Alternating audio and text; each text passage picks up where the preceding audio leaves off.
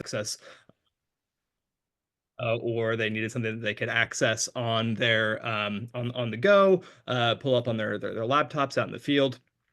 And unfortunately, SharePoint wasn't meeting the demands of the remote transition. So they had SharePoint previously, prior to Guru, and then around the time of the COVID pandemic, they switched to Guru to enable all of their remote workers, all of their field educators, with the content that they needed, and and Guru allowed them to make sure that this information was going to be compliant. But they were faced with this challenge that is really like, how do you keep all this complex content up to date with and compliant with a really small content writing team? So a lot of customers that I've talked to in my time here at Guru are in a similar situation where they have a lot of content and only a handful of content writers. So Momentum is actually only using really three content kind of experts to manage all of their content around internal operations. And so they actually have around 750 cards in about 12 different collections, that are broken up sort of based on their compliance processes and their different products. And all of those hundreds of cards go through basically three content experts. So their information is highly locked down. And what I mean by that is that only those three content experts can really actually publish changes or publish new content. And so they have approval workflows, which is a Groove feature that you can enable for your collection, so that only the people that you want to be able to publish content can actually publish content, but other people can sort of request to add in updates to existing content, or request the ability to publish new content. But by and large, most of their new knowledge ticket submission requests come through Azure. And so they use Azure to kind of curate requests, generally from like leadership and other folks, who are going to request that these three content trainers and experts actually develop new cards inside of Guru. And they have like a 1 to 2 week sort of turnaround time for their trainers to kind of create new cards. So a new knowledge request sort of comes in through Azure, and then in about 1 to 2 weeks, they turn that request into a fully documented card inside of Guru and publish that card. And that's just three people doing that.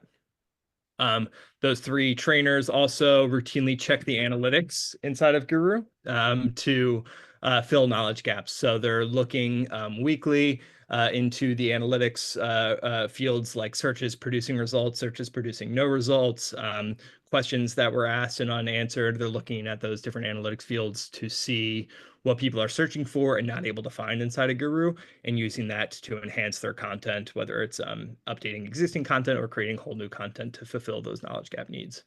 And they have a system where they actually use kind of like basically a company newsletter, sort of every Thursday, that they send out, and that goes to everyone inside of Guru, with all the updates that are coming around the company. So everything from like IT updates, leadership updates, but also updates to their day-to-day like sort of workflows, or new compliance measures that they need to be aware of.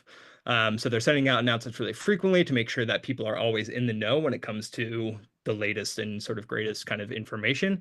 And so that's also sort of a crucial piece to making sure that their team is informed about the most up-to-date content. And that's also really big for compliance, because announcements gives them that ability to make sure that people actually read these updates and hold them accountable to that. And so for a company that has so many sort of legal regulations and requirements to meet, being able to know that their team has confirmed that they've actually read these updates to, highly sensitive matters is really, really crucial for them, and has been key for that experience.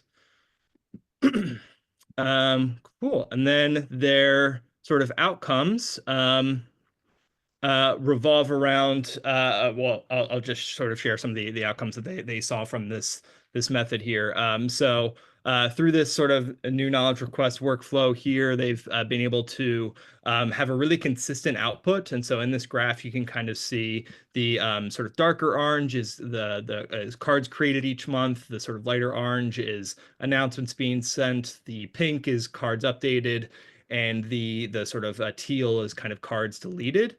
And I wanted to show this because I think it's a really great illustration of how active they are with maintaining their content. You can see that every month they have, several new cards getting updated, several new cards getting created, announcements sent frequently. And I think it's crucial to call out here that they're also deleting cards regularly. A lot of folks focus on like adding content and updating content, but in terms of like optimizing your search experience and optimizing findability, and keeping your trust score high, it's also important that you're doing like regular sort of routine cleanup. And so getting stuff out of your guru instance that's really not serving your team anymore is also important.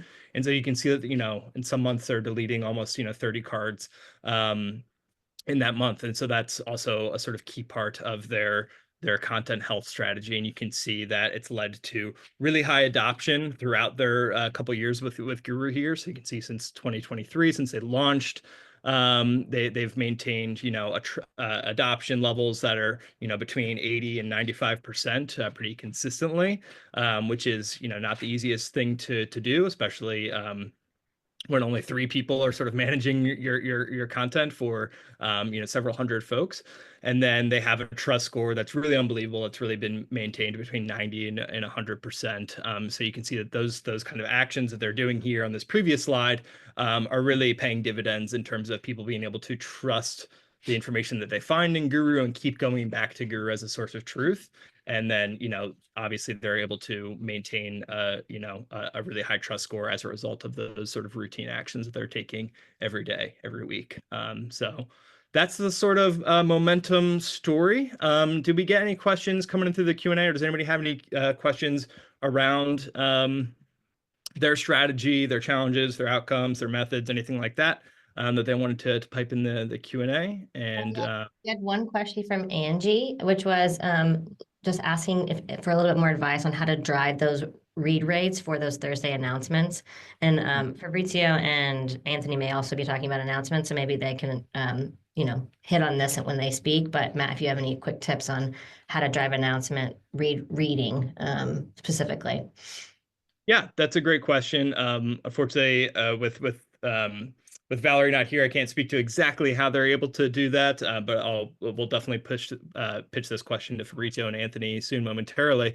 But I would say what I've seen success from other customers is sort of double tapping on announcements. And so, like, you send an announcement in Guru, and that's great, but also, reposting that announcement, or you can even use Zapier to automate sort of posting into your Slack channels or your different comms channels, that announcement and that card as well. And so, like, posting that announcement in sort of team channels as well to like just call additional attention to that announcement. And the more you're able to sort of reinforce that this is something that you should be checking in on in a timely manner, and that it's always going to be really highly important information that we want to make sure that you read, the more that you can reinforce that in your team comms channels, but also maybe in team meetings and stand-ups, that's going to really help and sort of build the good habits of reading announcements early and often when they get sent out.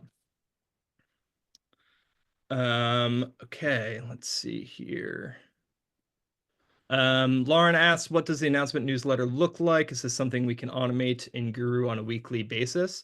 I don't have a visual example of what their specific announcement newsletters look like, but I know that they create a card for sort of each week. And I know that they sort of archive those cards regularly, so that they're not clogging up search results. And I know that that Valerie really loves announcements because she can sort of set it and forget it. So she schedules those announcements to go out well in advance, like earlier in the week. So they go out every Thursday. She might set it, create the announcement and set it to go out on, on the Friday before, or on the Monday before that Thursday.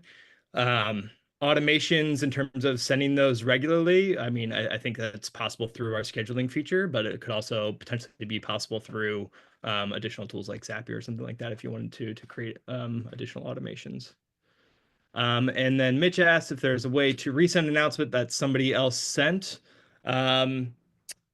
Yes, I believe even if you didn't send it, you should be able to send reminders through the tasks feature inside of Guru. So if you go into your tasks where your announcements were sent and you click all sent, you should be able to hover over an announcement, and all the way on the right hand side, you'll see like a little bell logo, and you click that bell, and you should be able to resend the announcement. But I'm not totally sure if you can do that if you're not the original author. Maybe somebody could fact check me on that, but I believe that that should be possible. Um, Cool. We're gonna transition now over to Lemonade, and I'm super excited for you all to hear their story. They got a really interesting process, and so let me bring up to the stage here Anthony Manluccia. Did I pronounce it right, Anthony? All right. You got it. You got it. Awesome. Welcome. Thanks so much for joining. Yeah, happy to be here. Thank you for having me. Hello, everyone. My name is Anthony Manlucci, as he said. I'm from Lemonade Insurance Company. We're a multi-product insurance company. So we have property insurance, car insurance, pet insurance, life insurance. So lots of different stuff going on. I've been at Lemonade for 4.5 years, and I'm based in Phoenix. The whole company uses Guru to a degree, but I'm from the customer facing org, and so we're going to talk a lot about how we use it specifically and some processes that we've done for that in terms of knowledge management. And just a little bit about me. I love video games, I love music, gymming, and I love food. I'm Italian, so kind of comes with the territory.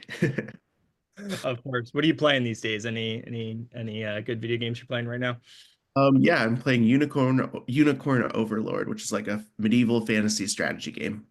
Awesome. Well, sound off in the Q&A section if you're playing Unicorn. But Anthony, so excited for you to share your story here today. Thanks so much for joining. So why don't you just to start off, just talk us through the sort of challenges that you were facing with keeping your content healthy, and what that sort of situation looked like for you all. Yeah, for sure. So we have 500 plus globally distributed makers that work with our customer-facing teams. And those are across people in the customer service department, the claims department, the ones who actually handle the claims once they're submitted, and then also our underwriting department. So we have three different departments that handle with customer-facing interactions. And then within those customer-facing departments, there's teams that service each of our different products. So a team that helps out with the property lines, team that helps out with the that's renters and homeowners, team that helps out with pet, team that helps out with car, team that helps out with life. So we have all those different teams to service those different products within the departments. And so on top of that, with our different insurance products, there are constant complex and unique processes that we are pulling out and pushing out to have SOPs that our folks can follow end to end. And our company is very big on optimization. And so there will always be a lot of changes that come down the pipeline, always for the betterment of, the people in the customer facing role. But we have to keep up with those in our resources. So that's quite a big challenge. And then on top of that, just for the customer facing things, we have approximately 5,000 cards, which is a lot of cards to manage. But so we had to think of something that would work well to manage that. And on top of that, not only do we have our Guru cards that contain accurate information, but we also have two other resources that we use that our team has to make sure is up to date. And so on the learning and development team, we handled not only Guru cards, but also macros, which are our templated text that our customer facing teams use as the foundation for their interactions with customers, not just a copy paste situation, but foundation. And then we also have 360 Learning, which is our learning management software that we use for teaching, onboarding, updates, the big updates that are launching, new releases that are coming, new SOPs. We use that to train folks asynchronously. And so we had to make sure our resources are updated in all three locations. And so we needed a knowledge management system that would kind of help and work us through keeping all of that updated while still making sure that Guru stays updated. And so we created a pretty good system through Slack and Zapier. And so I'll kind of walk you through what that looks like. This was a very iterative process that had underwent a lot of drafts and changes and collaborations. And now it's in a pretty good spot. So I'm excited to share more about it.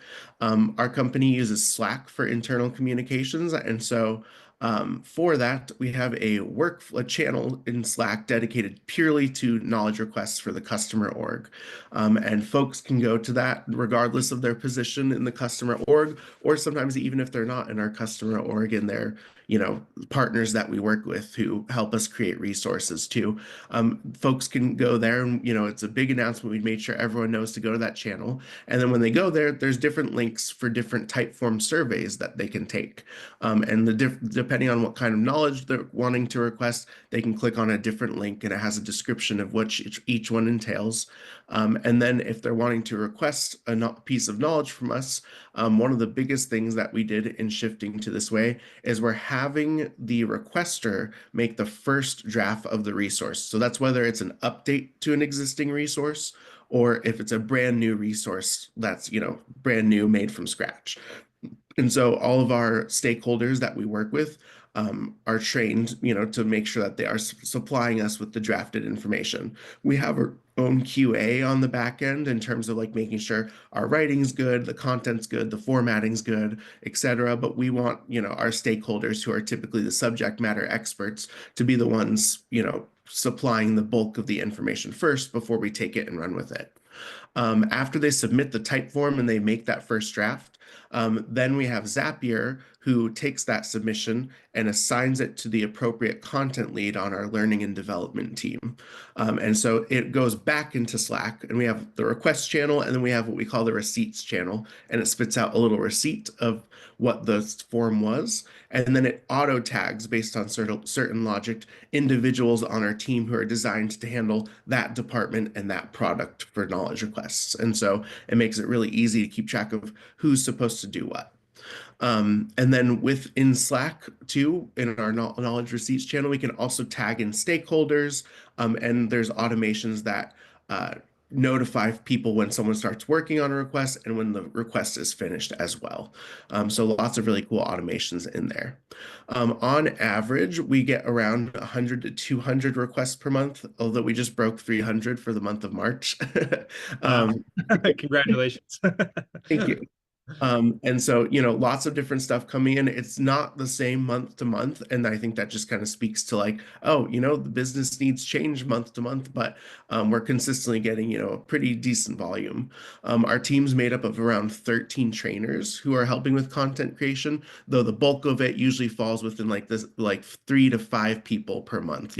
It's not always the same 3 to 5. Well, one of them and two of them are always the same, but 3 to 5 folks will typically handle the bulk of the requests, whereas others might have like 1 or even 0, depending on what they're tagged in. And with this knowledge management system, it's not perfect. It's pretty dang successful. I think we had like a 93% success rate with making sure that our knowledge management SOP that we have is, working well and keeping things accurate. And so to address that like small margin of error, we have an end of the year content audit when things tend to slow down for our team.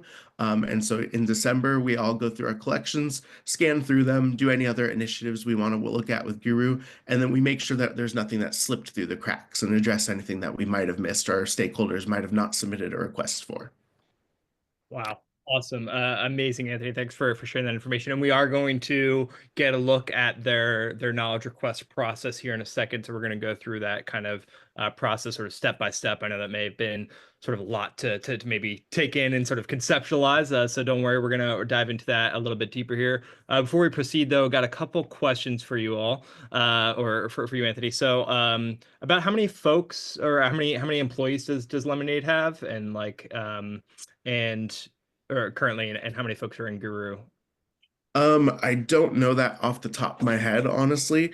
I typically just work with the customer organization, so the customer facing teams, and I know that's around 500 plus. So that's the only answer I can provide for that. No, that's great. And I think the other part of that question was how many people are helping with the knowledge. And so around 500 people in the customer facing org and around 13 trainers are doing the sort of most of the knowledge maintenance, with 3 to 5 handling the bulk, as we called out here. Another question was if you've seen any sort of fatigue, survey fatigue with folks filling that out. I know we'll talk about the outcomes here shortly, and it's, you've been doing this successfully for about a year or so now. But do you get any feedback with people sort of getting worn out by having to create their own draft or having to fill out a survey every time they need to request a new card? Every once in a while, we'll get a stakeholder who maybe forgot that that's the process because they personally haven't done it in a while. So sometimes we just have to nudge. And then a couple of times we won't get enough fleshed out information in the initial request, so we might have to like follow up with them. But generally, we don't really struggle with like people fatigue of, doing it. Usually it's something else that's, the issue with it. Another question we had, and just two more, and then we'll dive into the process here. Do you know what sort of drove the 300 requests in March, and sort of why you all sort of broke a new record there? Yeah, for sure. There was an update that went live in our pet claims department, which typically has our most updates with optimizations that they go through. And that one update affected a bunch of small little updates to go to each one. And so each update had to be accounted for. And so that just kind of drove the number really big.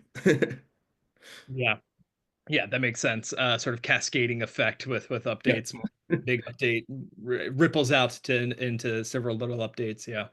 Yep. Uh, and then how are you leveraging sort of guru comments with this structure? Do you lean on guru comments at all, or is that something that you've opted to ignore in favor of this request process?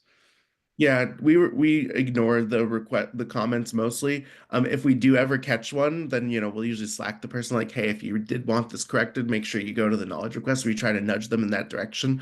That being said, we're not really actively looking out for guru comments, and we don't employ them in our like workflows at all anymore. Cool. Awesome. Sweet. Let's jump into the process, and then we'll address some additional questions maybe after this. Just want to keep us on track here. So, walk us through this sort of process. I know we're going to go through kind of like sort of selected screenshots here. So maybe just walk us through. Yeah, for sure. So we have our survey that we send out, and I've chosen like the most important questions that we ask, aside from the person's name. So as you can see here, first we have them choose which organization, whether it's the customer, service team, the claims team, or the underwriting ops team. Once they select that, then they select which product it's for. We also have general collections, which are like not product specific, but maybe department specific, so they can choose that as well. And we also service the collection that's lead specific for just leads to have their information handled. So we have, a couple other things as well. Once they check those, then they will go to the next slide. Sorry. Once they check those, then they have to check what the resource is for. So they can choose Guru Card, Macro, 360 Learning, or if there's a big process or product update, then we'll do multiple resources. And then we'll have to split it up manually at the back end, but usually it's usually like one request, one resource. And then just we're using Guru as the example since this is a Guru workshop. Once they select a resource, they can choose whether it's a quick grammar, clarity, or accuracy update to a Guru card, so just updating existing one, or choosing a brand new Guru card that needs to be created. And then we get to the point where they draft. If it's like something that's smaller, like just an update, usually folks will just type out in the box here. But if it's a brand new resource, typically folks have been trained to go to a Google Doc, type out the whole thing in a Google Doc, toggle the sharing settings, and then drop the link in the form instead. And this again is usually going to be done by a subject matter expert, and usually it ends up being leadership that submits the most requests. So oftentimes they'll, they've done this process multiple times, most of them, so they know to go there and draft it up and submit. Yeah. Once the submission form is complete, it'll populate in our customer org knowledge receipts channel. And again, that's just kind of receipt. That kind of is a dumping ground for all the stuff. And it auto tags folks. And so you can see on where it says handlers towards the bottom of that quoted post, it'll auto tag Isabel and Kaylee because it knows based on them being in CX and then them handling general requests, which you can see department and LOB, it knows to auto tag them. And so they will get notified, but not the rest of the team that's also in that channel. And then on top of that, additional information is auto-populated from the form. It doesn't look the prettiest in terms of bullet points, but that's because each one of those bullet points represents different branches of the same question. So that's why it's different, so many different bullet points there. And then on top of that, I demonstrated you can put stakeholder comms in the thread. And so we will often loop in the other subject matter experts or stakeholders that we're working with and give updates here. That's a great way to kind of, loop those folks in, get their live feedback. And then also, if we need to loop someone else in from my team, like, oh, I need to loop in my coworker, Isabel, to help me with this, she can just see the whole thread there instead of having to get her caught up on a DM that was had. And then you can also see the knowledge bot automatic request. It says, Anthony's working on this request. So there's some good automation shown too.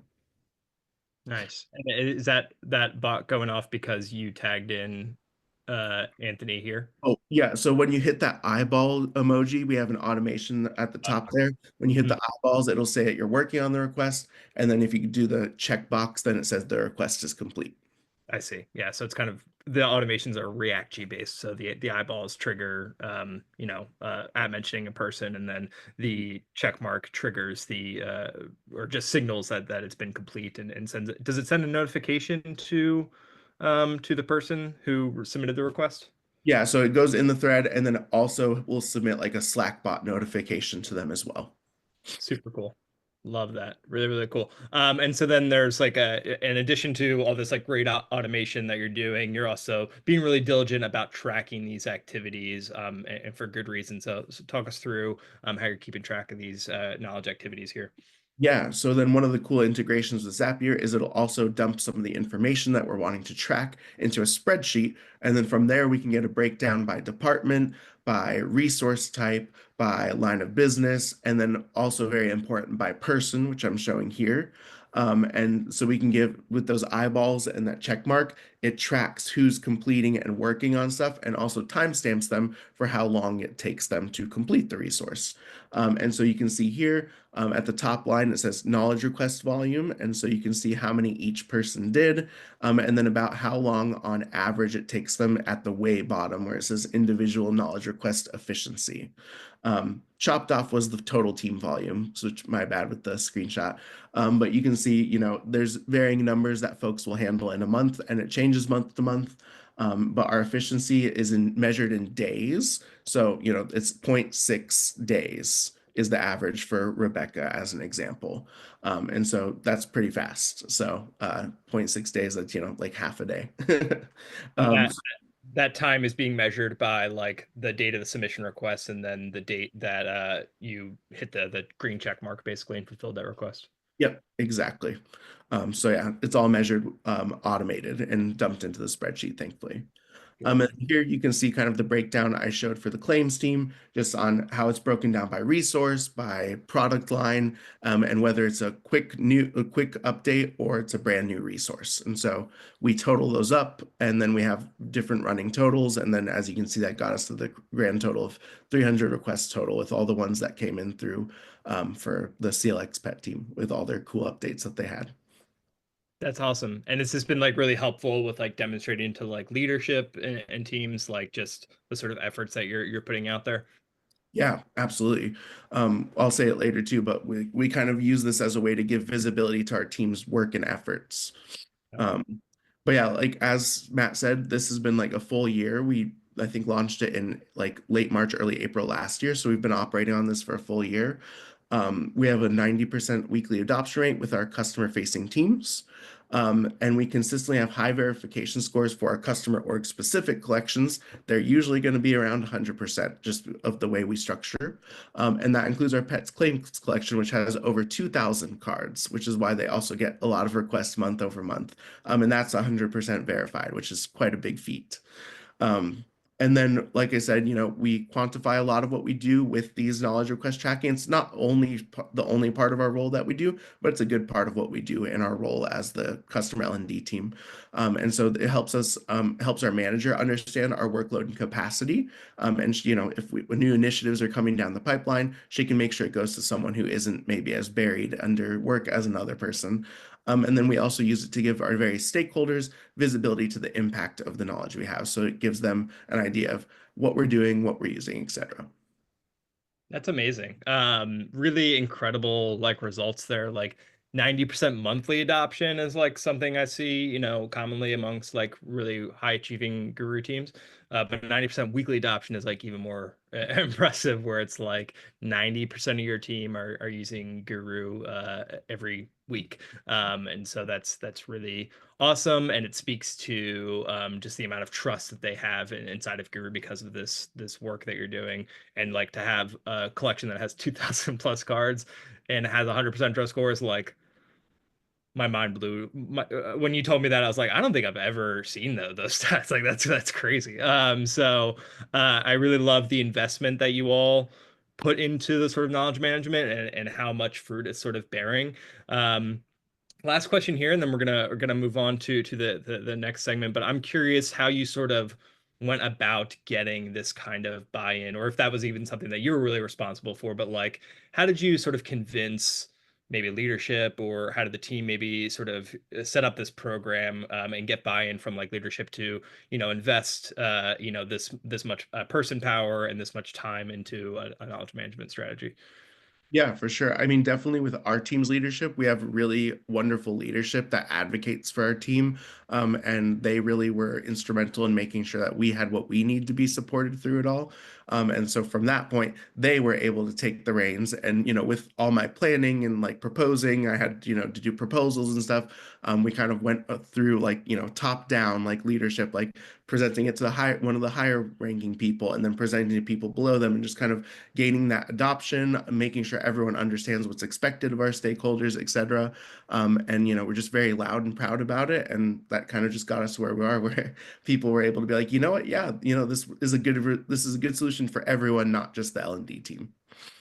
That's amazing. Well, Anthony, thank you so much for sharing your story. Stick around. Well, there was a couple more questions that came in for you, and hopefully we'll have time to address some of those questions at the end. But really incredible story here. Thank you so much for sharing, and we'll talk to you again in a few.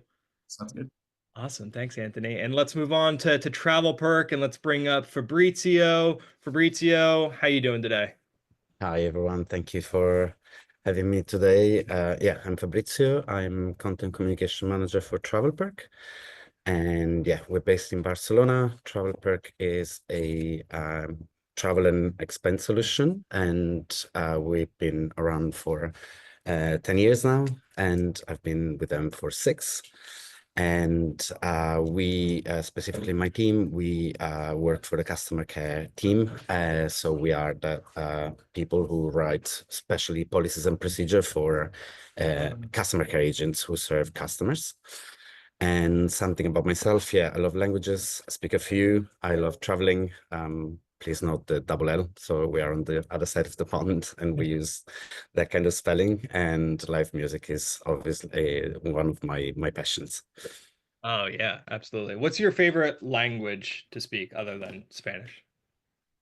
Well, my main language is Italian, but I'll say that, yeah, I'm Italian, so I'll say English will be the second choice if I Oh, have to really? choose. Yeah, yeah, that would All be right, it. cool. Yeah. I didn't realize you were Italian though, too. Yeah, That's awesome. Very, very cool. I took Italian, French, and Spanish in my high school and college years, and now they've all just mixed together in my brain, and totally. they're just one terrible mixed up language. Um, all right, cool. So, Fabrizio, tell us a little bit about your sort of content health strategy, and to start, kind of like what the sort of challenges you were facing with creating a sort of knowledge management strategy that was going to serve your customer care team.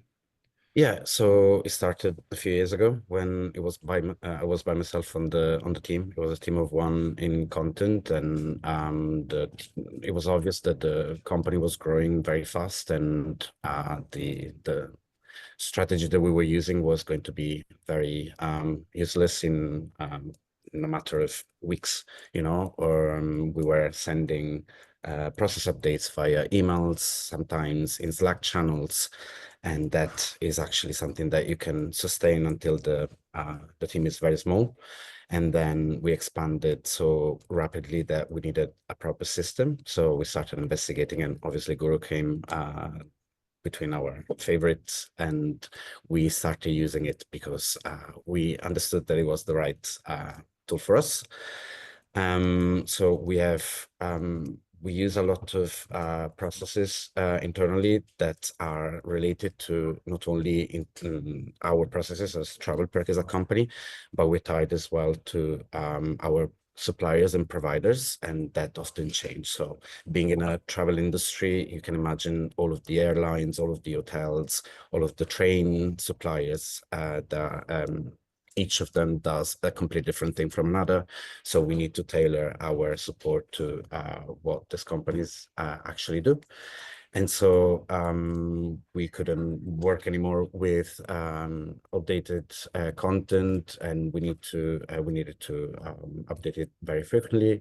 Luckily, I have an amazing team of people. We're also that centralized team that actually manages the content for the customer care team alone. So we don't allow many other people to touch our processes ourselves, because we have the knowledge, and also we are content expert and we know how to manage content in a different way than everyone else.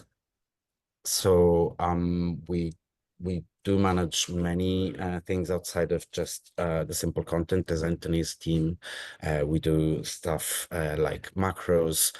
We also work with external communication. So we take care of the help center, the external facing help center as well.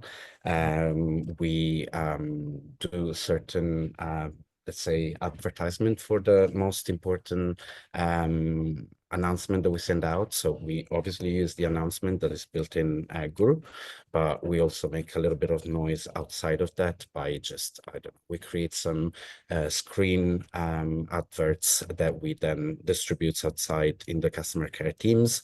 We do join the weekly business review of our vendors as well. So we make sure that we highlight the most important, announcements of the week. We send quite a few, so just to make sure that people are aware of what's more important. But we take care of many other aspects that, again, might be tied to content, but they're not exclusively card creation or card updates. And in our case, we actually use the comments in Guru quite a lot. We have a very high number of comments, and we rely on that workflow quite a lot because we believe that our agents are usually the first one who understand where there's a gap or if something has changed that we haven't noticed. And so they help us keeping the content up to date and via their comments. So that's a very important workflow for us.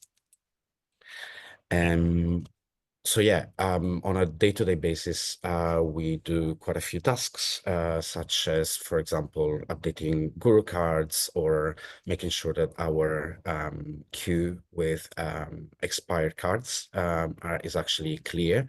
Every day we have put some times into the card depending on the content. So also, like other customers, I heard that we send weekly updates, the newsletter, as you might want to call it. We call it the CC News, the customer care news, and we send that every Monday. So we make sure that content, because they're just reminders usually, we make sure that content after a month is actually out of our libraries, because it obviously gets in the middle of search, and we want to make sure that the search is always relevant for the agents.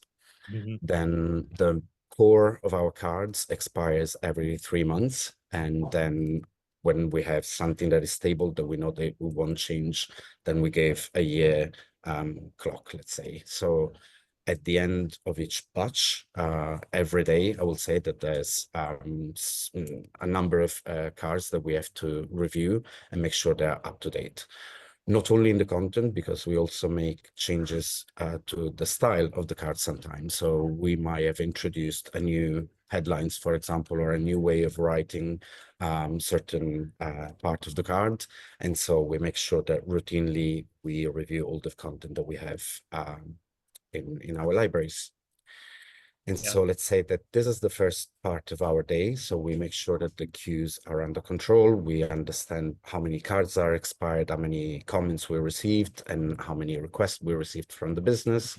And each of us take a part of that job and work the queues. And yeah, so we take it from there with all of the work that comes on a daily basis. About how many folks are like helping in that process? So my team is actually, again, we're a team of 4. But then again, the help comes as well from the comments a lot of times. So yeah, everyone in customer care. So we are more than 1,000 people now in customer care only. So we get a lot of updates as well from let's say the agents via the comments, and then the business. Our main stakeholders could be people from the product team or people within customer care functions as well that give us some new processes to be released or updated. So you've kind of got like 2 different processes for where information is kind of like coming from. So like from the ground up, your sort of agents informing your knowledge base by mainly using comments to request additional information, and then your like stakeholders and leadership are sort of using a form to request new cards or That's additional. correct. Yes. Cool. And that's something that your team is sort of going in sort of every day, kind of like taking maybe 30 minutes out of their day to do some of these activities. Some of them, yeah, take 30 minutes. Some of them take the entire day, but yes. Yeah, I guess it depends on who it is and how much it might need to get done. But hopefully we can share screen successfully here, barring any more technical issues for today. And we're going. I'll stop share here. You should be able to share screen, and then Hillary can hopefully make sure that your screen gets displayed with some of the help on the back end. But basically, you just want to walk us through your process, or your sort of those kind of day-to-day activities that your content experts are Yeah. assisting. We've got your So yeah, screen here. Let me just give me 1 second here to make sure that that everyone else can see your screen. Okay. Oh, looks like. All right, great. Now you're good to go. Go ahead, Fabrizio. perfect. So yeah, we basically have certain workflows, but we start from the tasks, and here we have the 2 main workflows is actually the unverified cards. So the person who's in charge of verifying the cards will open this queue and will go through the cards. And again, we actually check the content top to bottom. We make sure that even the process works, whatever is written in here. We actually go to the website. In this case, it's Ramphis, one of our training provider. So we go to the website to make sure that all of that is written in there is actually working fine. But we might want to do some stylistic changes, like if a card, for example, doesn't contain headers, like in this case, because we included the headers a little bit later in after we created the cards, then we will do this stylistic change as well to this. So this is our, let's say, unverified card queues. We clear it every day as much as possible. And then when it comes to yeah, people questions, so we will go through this queue here. As you can see, like they keep arriving. And so we open the card that is associated with the comment, read the comment, and whenever we can, we actually reply to the comment and fix whatever has to be fixed. But often we need to go back to the business and actually work out the solution with the stakeholder, and then close down, the comments. This might not be immediate, so we aren't really SMEs. We're not point of contact. So the agents know that it will take a little bit of time for us to respond to those questions. They're not getting a response right away because sometimes it's so complex that we need to take it outside of Guru for a minute. And they have a completely different workflow if they need immediate help from an SME instead. So yeah, that's in a nutshell for our workflow inside of Guru. Then we have other workflows outside of Guru that are, for example, the requests coming from the business. Then at that point, we have a complete different workflows working for us. Awesome.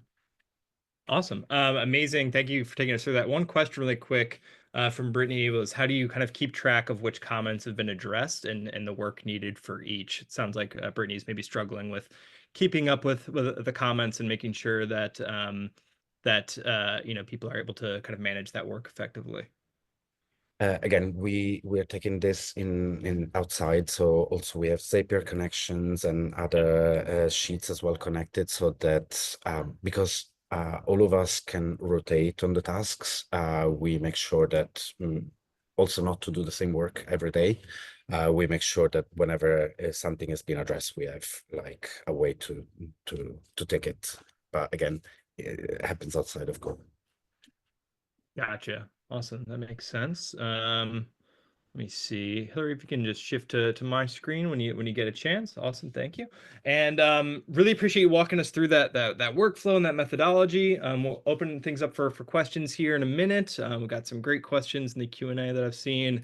But just to talk about the outcomes, similar to Anthony, it looks like you're seeing like really high trust scores with thousands of cars here. So just talk to me a little bit about the success that you've seen with this strategy. I think that's very important because the agents know that the card has been updated recently, so they can rely on the content. And so for us, when we were looking for a knowledge management solution, this was actually a selling point. So we rely on the fact that the card is up to date, and for us, it's super important. So yeah, I think it's important as well for our end users as well. Yeah, totally. Led to really high adoption rates as well, faster onboarding, improved response accuracy. And have you talked to me a little bit about the reduced SME questions, since like you've kind of launched this process and maintaining this process? Are you kind of seeing maybe kind of like fewer questions coming in through the channels because people know that they can just get the answers they need through Guru? Exactly, yeah. So sometimes, obviously, we have new agents coming in. The newbies are the ones who need more support, and so little by little, we educate them to go to Guru before asking our questions. Our SMEs are people who have been here forever, so they also know that virtually something will be in Guru unless it's an edge case, unless it's a specific question for a specific case, then they will redirect people to Guru. We also have in the workflow that we use, the agent who needs support will have to tick a box that says, I've already looked into Guru, the answer is not there. And for us, it's kind of normal because there's a lot of things that are happening specific to the case that we cannot add into Guru, otherwise the information will be too much in the cards. So often the agent actually needs the support of an SME because it's something specifically for that case. Yeah. Well, Fabrizio, thank you so much for sharing the story. I've got a couple questions left for you, and then let's bring Anthony back here as well, and we'll open this up for questions from everybody. So pipe in the Q&A, any questions you maybe have. If you want to speak, you can raise your hand and we can kind of address those. All right, Anthony, you're back. How you doing? Well, let me kick things off. Kind of question that just came in. I think we've got some other folks from travel companies as well here, Fabrizio. So this one's directed to you. But how do you manage sort of, and Anthony, you might have strategy here too, because I know there's a lot of similarities in this regard with insurance companies. But how do you all manage the contact info and policies for the hundreds of airlines and suppliers you work with? And like for airlines, how do you handle sort of managing waivers and daily updates that come in from the airline so agents have quick access to that? That's a good question. And we're actually using Pages for that. So Guru Pages, that we have a specific page for waivers. And that's actually one of the few places that we've given away from our team, because there's a team that only look into this kind of, disruptions and so on. And they are 24/7. We're not. So they can actually jump in and like add the waiver on time, otherwise they will have to wait for us to be back online. And it's been great because finally we can have the information up to date at any time of the day or night. The responsibility doesn't lie on our team, so we don't have the stress of doing doing the first thing in the morning being the waivers. And we have given only a portion of the entire knowledge base outside of our team, so we can control as well what is touched by other teams and what is stays with us. So Guru Pages was the perfect place for us. Nice, awesome, really awesome to hear a good use case for pages in that regard. Cool. Do either of you see a lot of duplication on comments for Guru cards? And if so, like how do you combat that? I think Anthony, you maybe touched on that before with like you kind of tell people sort of to go through the type form survey form process that you have. But Fabrizio, maybe with your process, do you see a lot of duplicative sort of comments? And if so, how do you maybe address those? We have educated the agents that although the question has been replied to, it might be still in the card. So if you go into the card, you can see the past responses to certain questions. So we told the agents first go to the card, double check that the answer is there, and if not, send it to us. Of course, it can happen, and sometimes we have to repeat the same thing. But again, it comes with sometimes with knowledge, and you just have to take care as well of the newbies. Yeah, totally. And for you all, I know Anthony, you said that like you have a great process where you have folks kind of submit the first draft of the content, which I always thought was like really interesting and pretty smart. Fabrizio, in terms of your sort of requests, do you lean on the requester to sort of take a first stab at it in a similar kind of way, or is that something that you all just kind of you do it yourself and write the content yourself? Yeah, we asked the requester to send the best draft. We know, of course, that there's going to be work to be done, but yeah, we also have integrated something in the past that will go through an AI, and the AI will kind of polish it a little bit for us, and then we will take a second look. But it's proven that like the AI is not really capable yet to do that work, so it will go through us right away. So yeah, we ask our stakeholders anyway to send us the best draft possible. Awesome. Well, folks, unfortunately, we're at time. These hours always run by so much faster than I expect them to. But really appreciate everyone's questions. Really appreciate Anthony and Fabrizio sharing your story here. Am I sharing the right screen here? Okay, great. Thank you both so much. Thank you all for attending. Before we head out, just have two quick polls, if you all wouldn't mind, just giving us a little feedback on how helpful you found this this workshop, and then after this, going to request that you all give some more qualitative kind of feedback on what your biggest takeaways are. And if you didn't find this workshop helpful, let me know what you would have liked to have seen and where we can improve. So thank you all for participating in that poll. Here's the last one, the sort of key takeaway. And while you all sort of fill that out, really appreciate you taking a second to let me know what your big takeaway was. It's really helpful for me to understand what people get out of these. And if you have additional feedback for me and the Guru team on how to improve these, would really genuinely love to hear it. All feedback welcome there. And then if you want to keep participating in this kind of maintaining content health conversation, hop into our community. And then if you are able to share your Guru story in the email that comes out with after this session with the recording, there'll be a link to a survey where if you want to tell me about how Gurus helped you, I'd love to hear it, and maybe you'll even be in a future workshop, and you can be like Fabrizio and Anthony here today. But would love to hear your story if you're seeing success with Guru. And then check out our upcoming workshops. We're going to be talking about permissions and the new permission updates that have recently come out this month. Going to be talking about that next week. And then if you want to chat with our CEO, come to our open office hours on Friday, April 25th, where you can chat with Rick Nucci and myself and hear about all the latest releases that came out this month. All right, y'all. Thank you all for taking time. Those of you that filled out that key takeaway survey, and thank you again, Fabrizio, Anthony, Hillary, and Esteban in the back end for helping out with the questions. Thank you all so much for being here today, and thank you all for your time. And hope you all have a great rest of your day, great rest of your work week.